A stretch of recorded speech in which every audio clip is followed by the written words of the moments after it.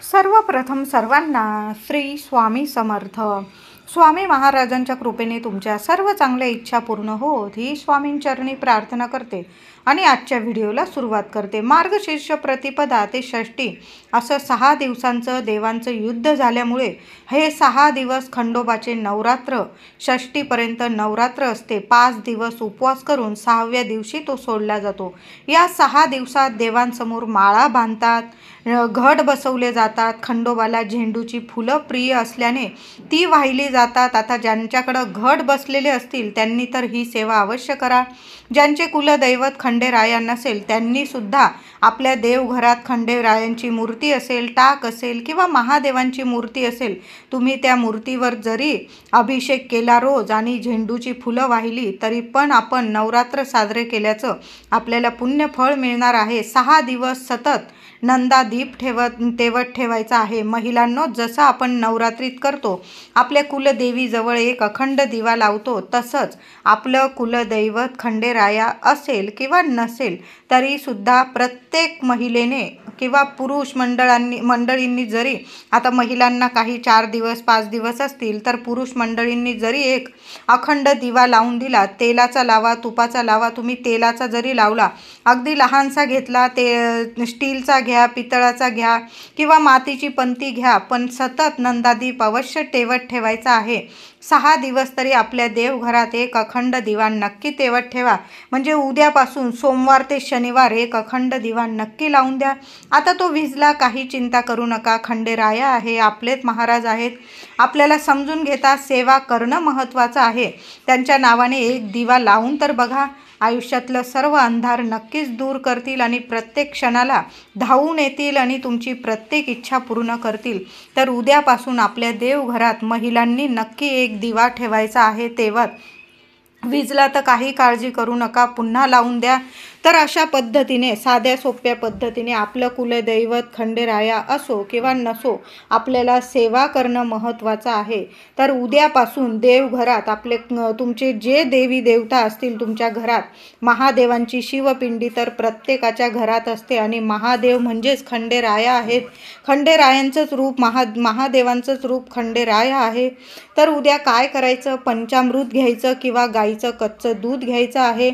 ओम नमः शिवाय, ओम नमः शिवाय असं किमान 21 वेळा किंवा जास्तीत जास्त वेळा तुम्हाला महादेवांना अभिषेक घालायचा आहे. नंतर स्वच्छ पाण्याने अभिषेक घाला आणि तुम्हाला ती मूर्ती स्वच्छ पुसून, पिंड स्वच्छ पुसून आपल्या देवघरात ज्या जागी तुम्ही रोज ठेवतात त्या जागी ठेवायची आहे.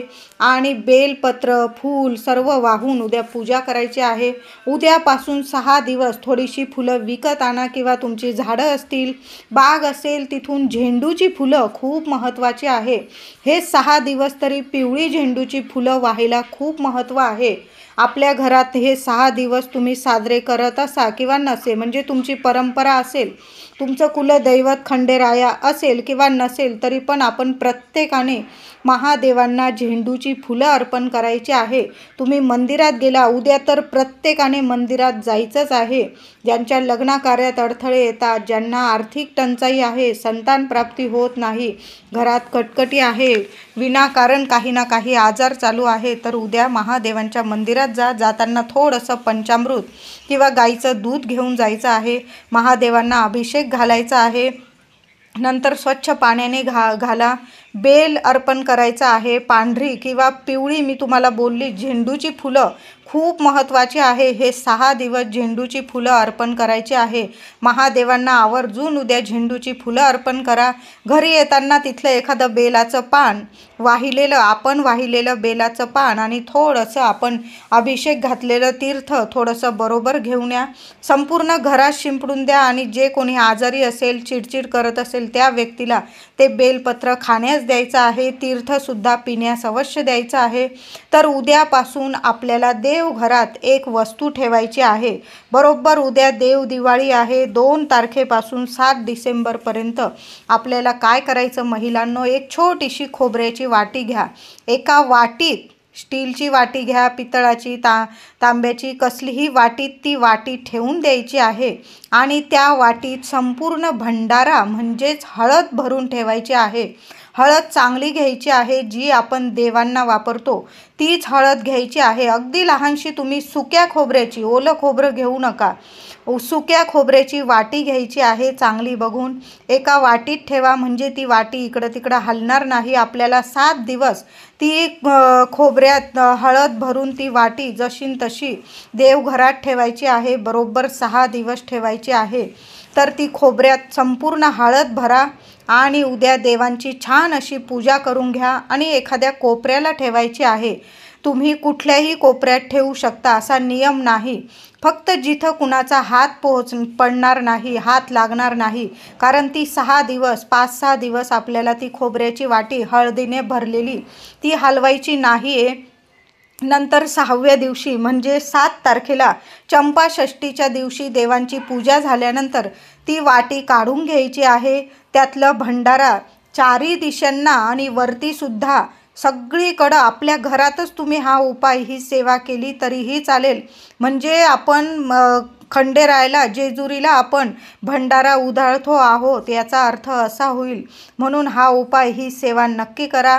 महिलांनी करा, पुरुषांनी करा. एका खोबऱ्याच्या वाटीत हळद भरून ती देवघरात ठेवायची आणि चंपाषष्ठीच्या दिवशी ती उचलून घ्यायची आणि चारी दिशेंना ती हळद आपल्याला भंडारा उधळायचा आहे. वरतीसुद्धा उधळा, म्हणजे देवांपर्यंत तो भंडारा आपण उधळलेला नक्कीच पोहोचेल, म्हणजे आपली सेवा देवांपर्यंत पोहोचते. नंतर ते खोबरं सर्वांना तुकडे करून घ्या त्याचे आणि सर्वांना घरात वाटून द्या. तुम्ही बाहेर जरी वाटले इतरांना, शेजारी पाजारी, तरी काही हरकत नाही, किंवा तुम्ही घरातल्यांनीच खायचा आहे, प्रसाद स्वरूप खायचा आहे. पण हा प्रसाद खाताना मांसाहार होणार नाही घरात, याची नक्की काळजी घ्यायची आहे. तसं पण या 5-6 दिवस आपल्या घरात, आता तर मार्गशीर्ष महिना आहे, आपण पाळतच असतो, कारण आता 5 तारखेला तर आपला पहिला मार्गशीर्षाचा गुरुवार आहे. आपण आत्तापासूनच मार्गशीर्ष पाळणारच आहोत. तुमच्या घरात जर मांसाहार होत असेल तर कृपया हा प्रसाद खाल्ला आणि तुम्ही मांसाहार केला असं अजिबात चालणार नाही. म्हणून हा प्रसाद खाताना मांसाहार होणार नाही याची काळजी घ्यायची आहे. आणि तसं पण 2 डिसेंबर ते 7 डिसेंबर आपल्या घरात मांसाहार, मद्यपान, काही शिवीगाळ वगैरे असं वाईट कृत्य होणार नाही याची कृपया काळजी घ्यायची आहे. महिलांनी सुद्धा आपल्या घरात शांतता कशी राहील, महिला असो पुरुष असो, घरातल्या प्रत्येक व्यक्तीने शांतता ठेवायची आहे. महिलांनी आपल्या घरात हळदीचे काही उपाय करायचे आहे. उद्यापासून ते 7 तारखेपर्यंत तुम्ही आपल्या घरात रोज महिलांनो हळदीचे उपाय करा, सोन्यासारखं सुख नक्की येईल. तर उद्या काय करायचं आहे महिलांनो, लवकर उठा, आंघोळीच्या पाण्यात थोडीशी हळद टाकून, अगदी लहान मुलं असतील मोठे असेल सगळ्यांनी आंघोळीच्या पाण्यात थोडीशी हळद टाकून आंघोळ करायची आहे.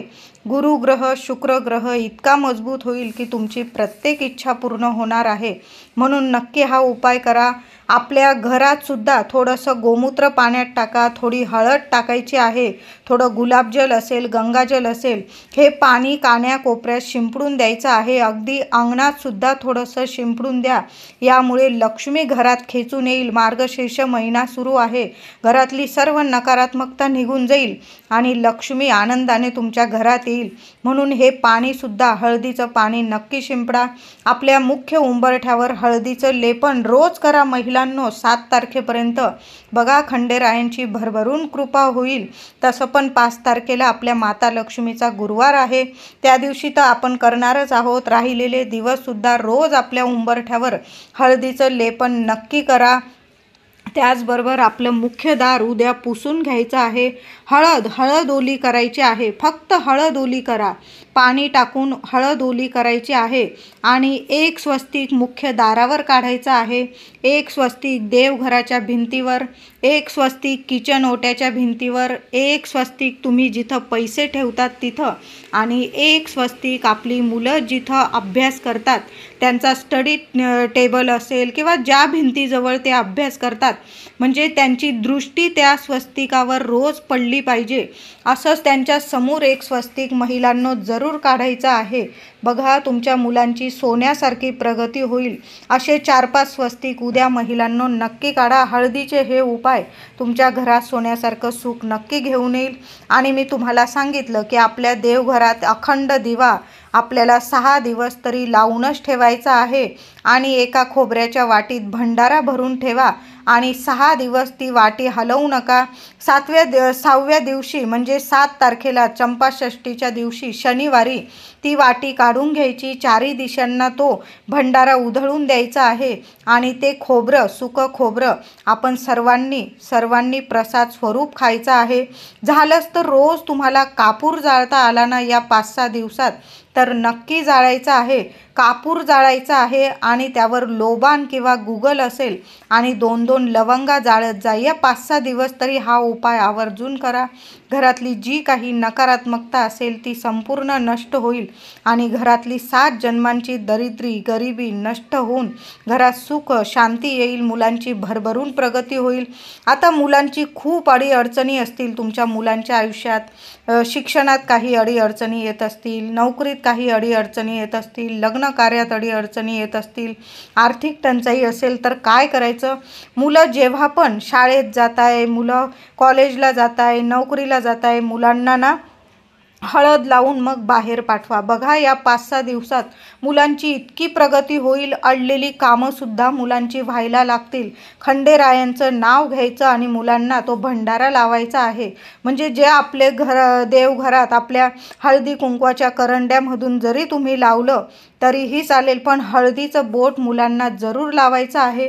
मुलगा मुलगी लग्नात अडचणी येत असतील तर रोज आंघोळीच्या पाण्यात त्यांच्या हळद टाकून आंघोळ करायला सांगा। कितीही अडीअडचणी असू दे, ह्या 5-6 दिवसात सर्व अडचणी संपून जातील आणि मनायोग्य स्थळ नक्की चालून येईल। नक्की तुमच्या मुलांचं योग्य ठिकाणी योग्य मुलाशी योग्य मुलीशी नक्की लग्न होईल।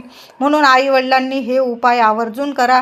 हळदीचे उपाय तर झालेच पाहिजे। आणखीन एक उपाय सांगते, गाय तुमच्या घराजवळ जर गाय येत असेल तर थोडीशी चिमूटभर हळद गव्हाचं पीठ म्हणजे कणिक मळताना घालायचं आणि ती चपाती, पिवळी धमक चपाती, थोडीशी चिमूटभरच हळद घाला आणि ती चपाती, पहिली ताजी चपाती बनवून घ्यायची, त्याला गाईचं तूप लावायचं, थोडासा गुळाचा खडा ठेवायचा आणि ती चपाती आपल्या हाताने गाईला खाऊ घाला। हे 5-6 दिवस जर करता आलं ना नक्की करा। महिलांनी करा, पुरुषांनी करा, पण कणकेमध्ये थोडीशी हळद टाकून कणिक भिजवा। तुम्ही पण तशा चपात्या खाल्ल्या काही हरकत नाही। अगदी चिमूटभर हळद टाका आणि मग कणिक मळायची आहे। संपूर्ण नष्ट होईल तुमच्या घरातील जी आर्थिक टंचाई असेल, संपूर्ण नष्ट होईल आणि घरात पैसा येऊ लागेल असा छान सोन्यासारखा उपाय आहे। थोडीशी हळद टाकून कणिक मळा आणि पहिली चपाती गाईला खाऊ घालायची आहे। तूप आणि गूळ लावून खाऊ घाला। बघा, गोमाताच काय सर्व देवी देवता प्रसन्न होईल। आपली माता लक्ष्मी तुमच्या घरात अखंड वास करेल असे हे उपाय आहे। नक्की करायचे आहे महिलांनो, नक्की हे उपाय करा। तुम्हाला काही प्रॉब्लेम असेल, पुरुष मंडळींनी हे उपाय केले तरीही चालेल। रोज आपल्या देवघरासमोर थोडासा कापूर आणि 2-2 लवंगा पण जाळायच्या आहे। मुलांच्या ज्या अडचणी असतील त्या नक्कीच दूर होतील आणि मुलांची, घरादाराची, संपूर्ण कुटुंबाची नक्की भरभरून प्रगती होईल। व्हिडिओ आवडला असेल लाईक करा, शेअर करा, चॅनलला कृपया सबस्क्राईब करा। धन्यवाद।